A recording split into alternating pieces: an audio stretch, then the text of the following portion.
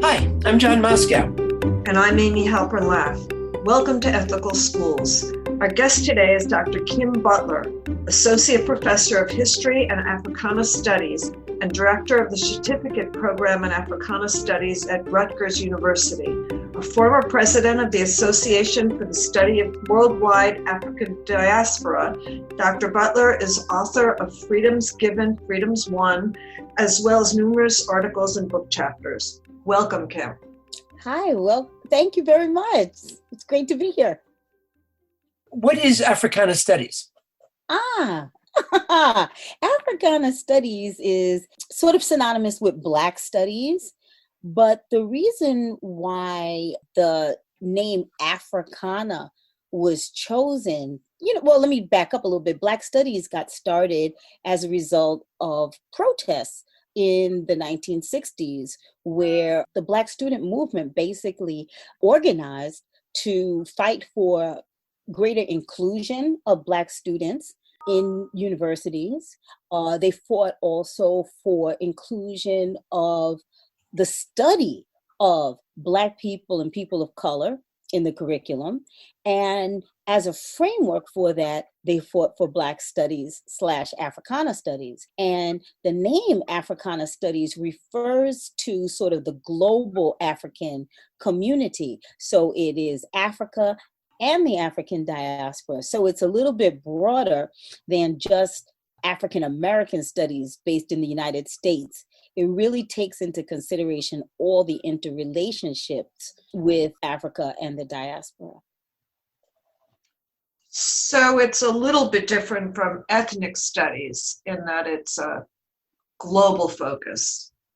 Well, ethnic studies is, just that. It is the study of particular ethnic groups.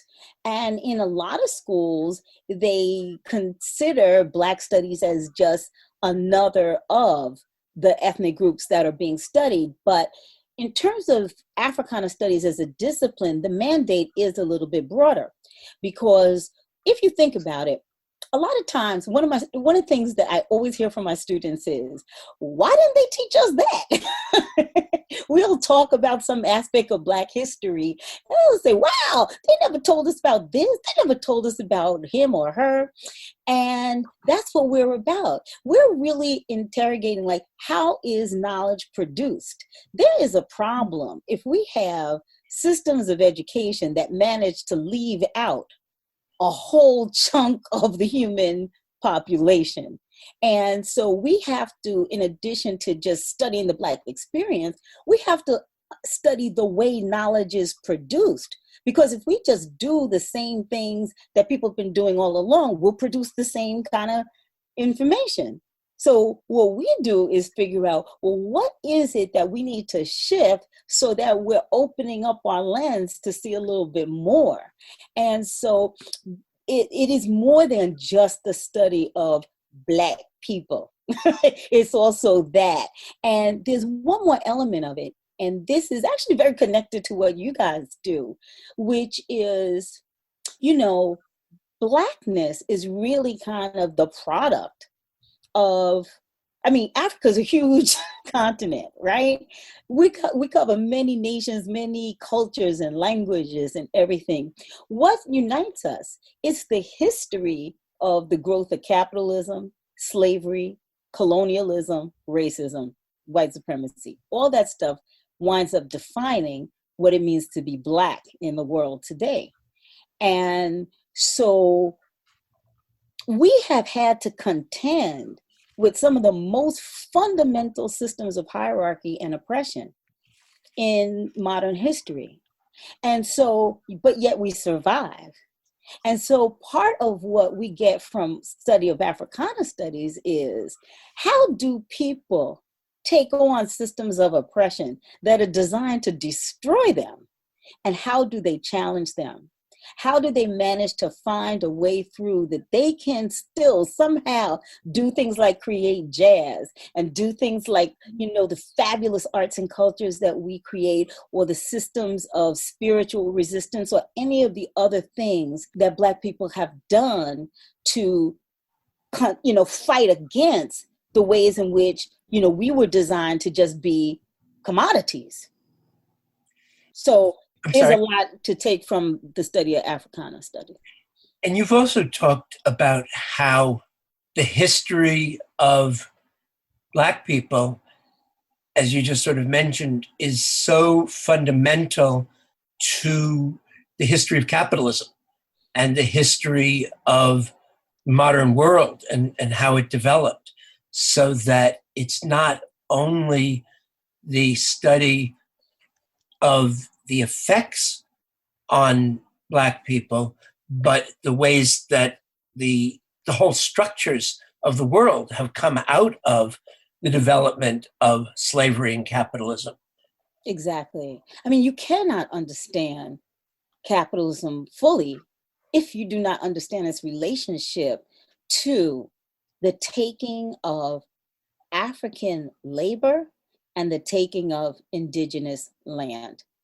You won't have capitalism without that. And as a matter of fact, that is the critique that's made by Cedric Robinson in his book, Black Marxism, because he says, the fatal flaw of Marx is that he never really took into account slavery and the enslaved people. He was always looking for, revolt and resistance to come from the proletariat.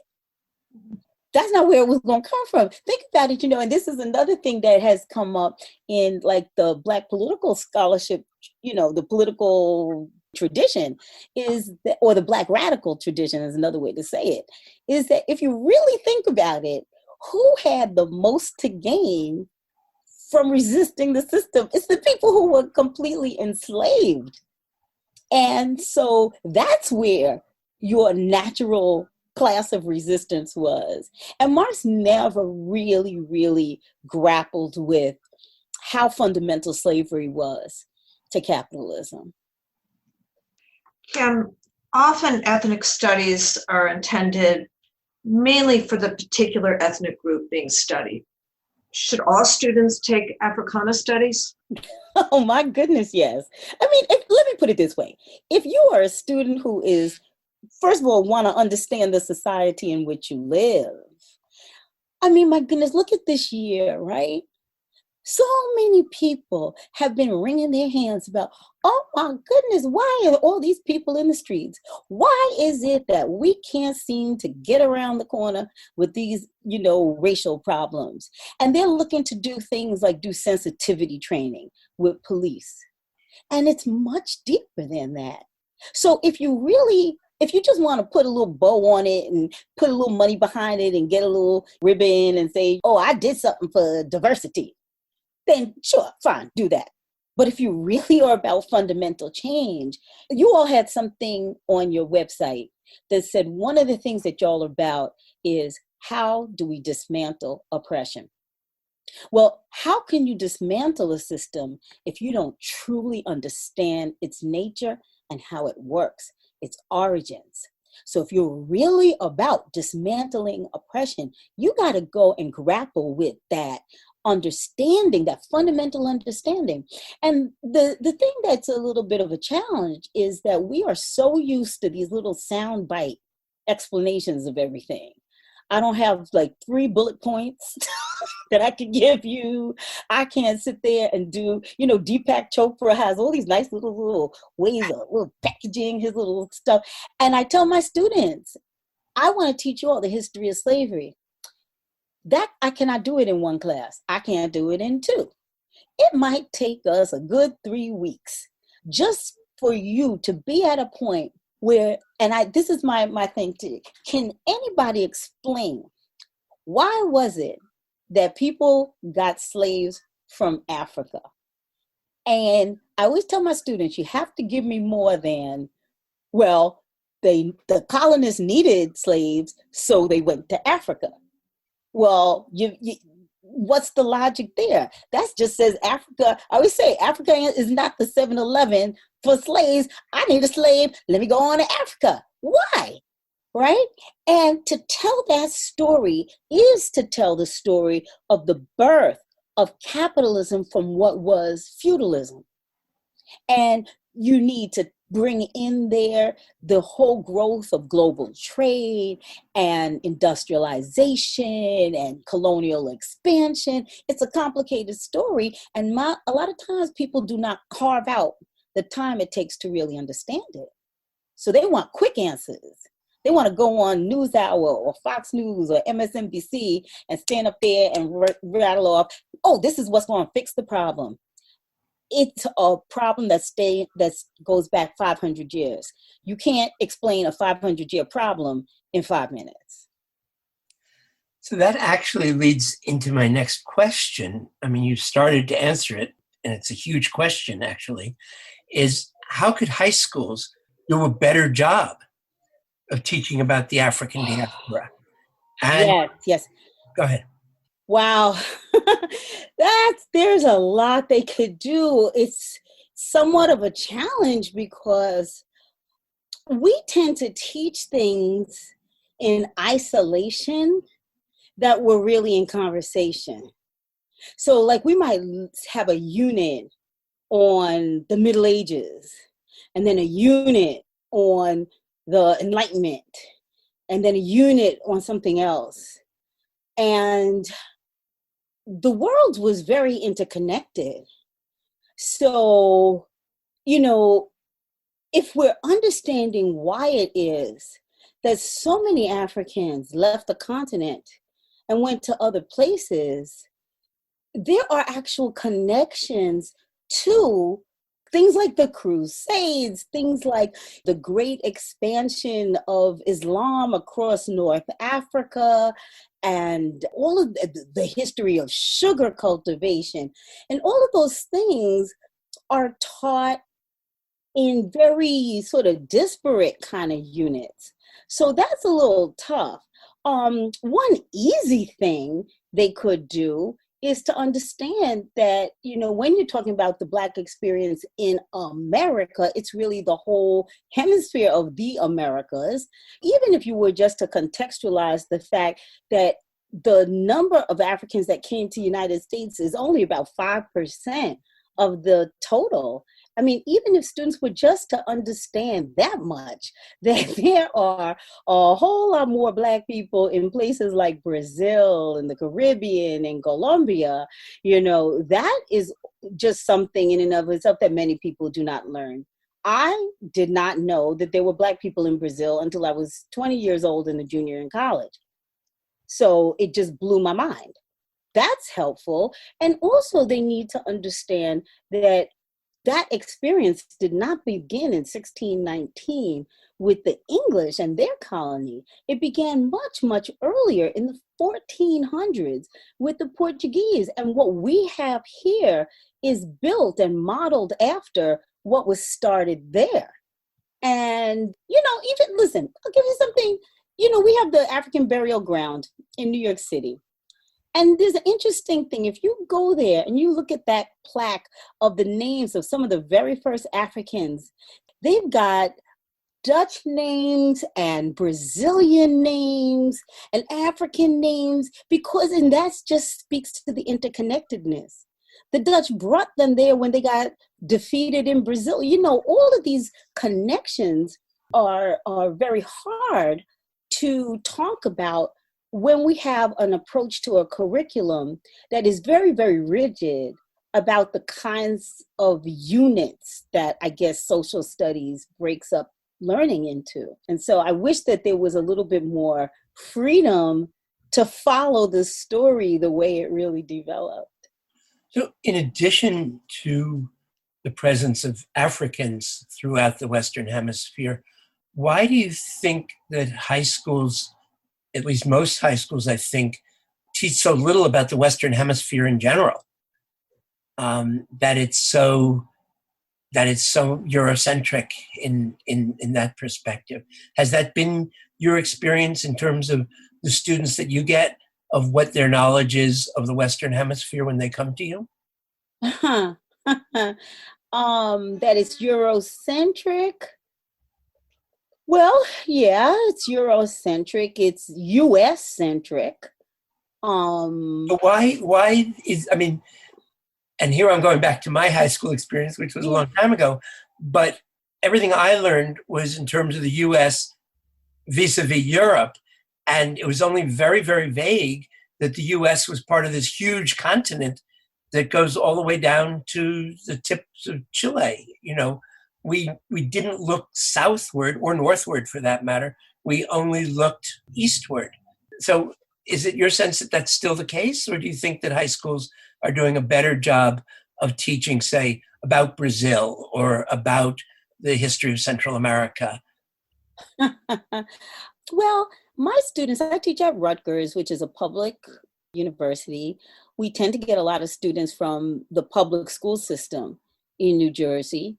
Um, I think that I think that they have a little bit more awareness of Latin America, some of the global experience, but I'm not sure that comes from school. I think it comes from a much more interconnected way we live now. They're much more likely to run across, Latino people and Asian people and people with different kind of combinations that come across that either culturally or in their neighborhoods. We live in a much more diverse way. And I think students, young people, have a lot more access to diversity from social media. I'm not so sure that the schools are truly, truly keeping up with it in their curriculum. I mean, there are little changes. I was blown away when I found a student who had learned about something called the Treaty of Tordesillas in one of my classes, because I had never heard of this. It was like right after Columbus landed. Like, you remember they said that Columbus was looking for India? And they thought they had found India. So obviously he went back and reported to Spain that he found India. But at the same time, the Portuguese were looking for India. We never talk about the Portuguese. And really, it was the Portuguese that made the blueprint for all the plantation societies, the relationships of slavery, the use of colonies as imperial expansion. All of that started with the Portuguese. We don't even talk about them. And this particular treaty just sort of divvied up the world. It said everything on the western side, which is entire Americas, would belong to Spain. The whole eastern side, all of the discoveries in Africa and Europe would belong to Portugal. And that was very fundamental for the history of our hemisphere. But we don't learn about that. So that's a long way to say I think they're getting a little better. I think they're talking about, some Black writers. There's a little bit more Black content. But the other piece of this, John, is I think they are teaching to tests. And schools are not going to be able to change unless the tests change or the relationship to testing changes. Kim, you mentioned that often your students lack writing skills. Why is that? Is that connected to teaching to the test? And why is it so important for them to learn to write? Oh my gosh. Well, you know what? It is a form, one of the most brilliant inventions of humanity, a way to express your ideas and have conversation across time and space. You can have a conversation with thinkers of, like Descartes and, like the Enlightenment thinkers. You could be like, I disagree with Socrates. You can, if you can write. And if you can read and if you can engage in ideas that way, it's another language. I tell my students, sometimes you might not have been trained to do like this kind of intellectual writing or any kind of writing, but it's just another language of expression. And I just think it's really key for people to figure out ways in which they can develop original, creative thinking. It's a language of that. I don't think it's the only language, but I think it's a very important one. And students, I think, are afraid to say, I have an opinion about something. I think one of the things that happens is they think that what they are there to do is to receive some information, memorize it, and spit it back out. And sometimes if you have a text, just because you receive the text does not mean that this particular person, because somebody, decided to publish that book, makes them the be all and end all. You too have an independent mind. And it is perfectly okay to disagree and engage in conversation and debate if you know how to express an idea, but not only an opinion, to really make an argument saying, look, my opinion is different from yours because this is the evidence I see. And I'm saying this, I'm talking about writing from the point of view of a historian. Obviously, this is different from creative writing. But if they say, you know what, I think this, but it's because of this, A, B, C, D, E. That's why I think this. Let me show it to you, see what you think. If they can do that, they can be such original thinkers. And many of them were never, ever thought to think of themselves in that way. It blows their mind when they think that some of the major theorists that we know of began writing theory in their 20s when they were the same age as my students. They think that that's all purview of real old people. It was like, no, that could be you. And to see them begin to do that, it makes a person powerful. And it's not just for academics. It's just to be able to, that's the difference between like a real debate, an informed debate, and just, I think this, and I feel this, and you feel that. And look at the state of our political debates today. I feel this, you feel that. And it's like, nobody's willing to look at anybody else's evidence. Everybody say evidence is suspect, but that's because, y'all are not applying any kind of standards of corroboration and things like that. So you get a whole lot of heat, but not real exchange of ideas. So how does the focus on teaching to the test relate to this? What do you find in terms of the students coming to you? What impact has gosh. had? It is so sad. I wish, it's like almost like my students will just, first of all, there's an orientation towards passive learning. That's one thing I see.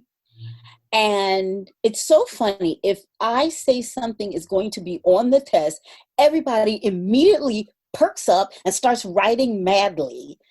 And if I don't say that, they just kind of like let it wash over them. Maybe they get it, maybe they don't. No, I mean, of course, I'm talking in big generalities. Sure.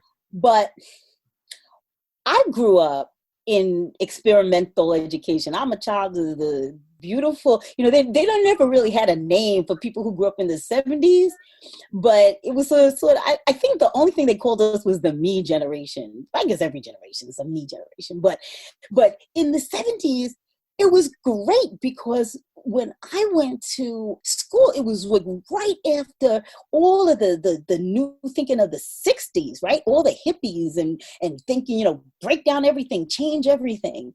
And I was such a beneficiary of that. Like my high school was founded in 1969. It was like all hippies. And they were like, we're not doing anything traditionally.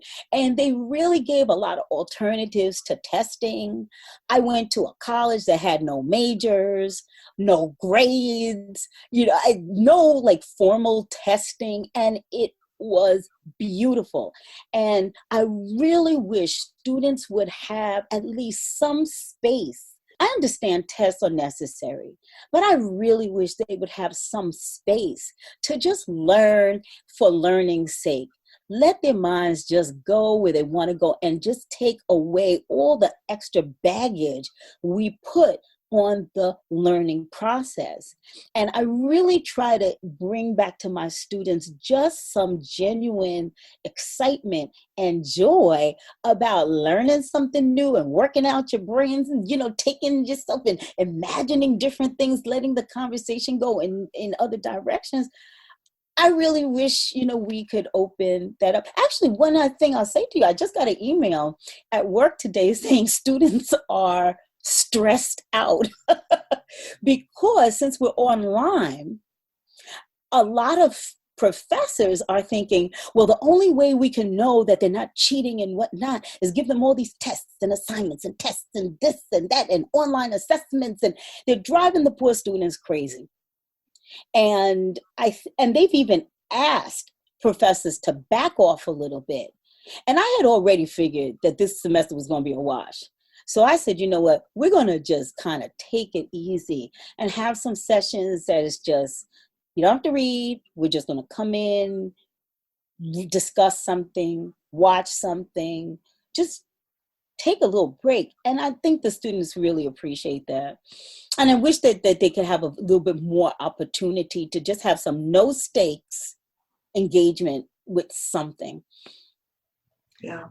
John Dewey saw participation in a democratic society as a principal purpose of education. Clearly, most of the things that we grapple with as citizens don't have easy answers. Does teaching to the test undermine that as well? I think that to the extent that it keeps people from just sort of like a freer engagement with new ideas and less, just freedom to just move around with your ideas and change your mind about things and whatnot. I just think that I just don't see how teaching to the test really encourages that kind of imaginative thinking and just sort of the free flow, because that's where the new stuff comes, right? It's not just being able to repeat what they're expecting you to say. It's those surprises. It's those things like, oh, I never would have thought about that.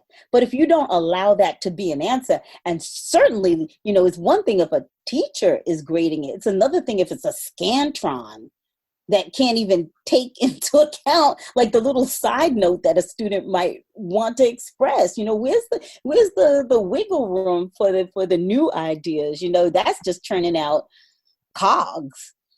So, and by the way, you mentioned John Dewey's idea. That was the name of my high school. It was John Dewey High School. So it was truly in that spirit. So obviously there's a tension between education as a liberating experience and an exciting experience in the sense that you've been talking about, what you were able to be exposed to, and the focus on education as workforce development and the means of getting a job. How do you see that playing out in terms of the students that you're working with? 100%. I mean, that's real. I think students are really panicked right now about how they're going to make a living. They come to school really with a vocational objective. I am investing all of this money. It's like the 4 years of my life, and however many years they're going to be in debt for that experience, right? They have to take that seriously. And so you don't want to go to college and come out in debt with no prospect for a job. So many come in really desperate to have some kind of employment that they can get from this. So that's real. That's real. I think that it would help them to understand that there are many qualities and skills that you can gain from a liberal arts education that would help you in today's economy. But I think students need to be equipped with the language so that they could translate that. What I tell my students in Africana Studies, nobody comes to Africana Studies almost intentionally. Almost everybody who's in Africana Studies comes by accident because there is no job in Africana Studies. And in fact, ever since our foundation in the 1960s, it's always been a thing where both students and their families always believed that that was like a little side something you take because they want those kids to be able to get jobs.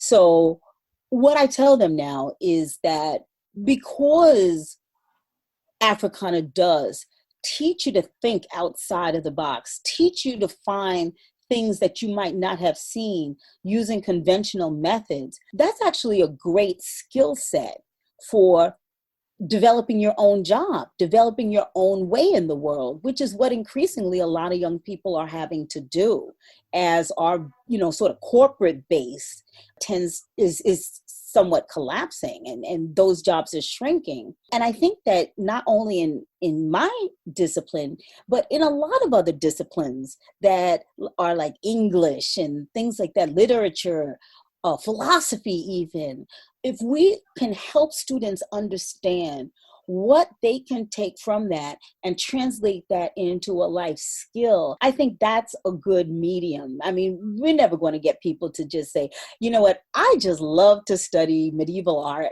and that's what I want to do the whole time I'm in college. Yeah, it's going to be hard. I mean, how many curatorial jobs are there out there? But anyway, so that's what I think we can try to help them do, because it is hard out there. And we have to be real. Nobody's going to live, without having some way to make a dollar. And they have to do that. We got working class kids coming through. So I want them to be able to do it. But again, their ability to be creative and say, you know what, I can see all of that skills we were just talking about writing that you had asked about, Amy, that comes into being able to write a business plan or a proposal. Maybe you have some funders that might want to support your ideas, or you need to put it on a website. How do you express the beautiful, wonderful things in your head? You've got to be able to communicate them. So that's the kind of way I'm trying to think about how we can help this generation of students. Yeah, it's so different from, for example, when I was in college. Now, I think that there is perhaps also an equity issue here. I felt that I needed an undergraduate degree just so that I could have one, either to go into a career or to go on to graduate school. But the content of what I'd studied didn't have to be vocational. I think that was true of quite a few people in that generation, in my generation. Now I see a lot more kids sort of scrambling to actually use college as vocational school. And I'm not sure there's not an ethical issue there. It is, And I know that this is the case because we do something. I've signed up to represent my department. We have something called the Majors Fair. So incoming students, it used to be in person, right? And this is when you really see it. Imagine all these students coming for a big day and they've got all these tables set up around a gigantic room. And they have like a big table for like pre-med and a table for accounting and labor relations and social services and what. Those tables are packed. They are flooded. The business school is like so, mobbed. They've got like all this swag that they give out and everything. All the students run to those things. And I sat one day with the Latino Studies representative, and the two of us sat there for 4 hours, and not a single student came to stop by to pick up our little flyers, because that's not what they're going for. So, we are sort of that point of putting out young people into the workforce now. And that is what's happening with liberal arts education. That is the reality. I wish that, I'm sorry, I mean, the ethics issue I see in a lot of these schools is how the liberal arts curriculum is so devalued. It's become very corporate. We are putting tons of money into these executive positions. This whole teaching to the test thing, there's this whole industry, as you all well know, about people who are assessing the tests and designing the tests. And so all this corporate money is going to these executives, right? Then don't get started on the whole athletics as business side. In the big universities, there's also this whole question of the labs that are developing. We're basically serving industries like pharmaceuticals to develop patented drugs and things like that. So in that whole big mix, a little Department of Literature is considered a little waste. What, I mean, I've had a dean sit there and tell me, we don't even know really. Why do y'all exist? Remind us. Do you expect the movement for Black Lives to have a long-term impact on educational institutions? I hope it has a long-term impact on the students, the young people. And I think one of the things that has made me really encouraged about this particular movement is that there is a shift in looking at individual acts of racist behavior to instead looking at systemic problems, because that's really where change can come. And that's really what we have to focus on.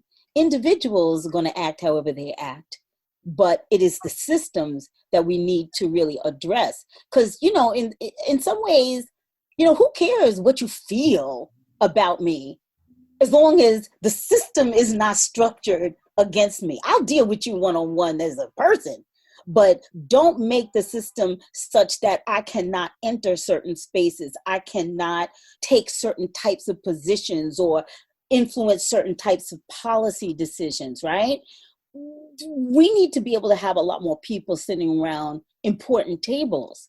And if they can begin to shift that systemic problem, then I think we're doing something. I think in terms of right now, the people responding to it, it seems like everybody, like all these big corporate entities are putting out money that, oh yeah, we are for Black lives and, make nice ads and things like that. And they're not really trying to change anything.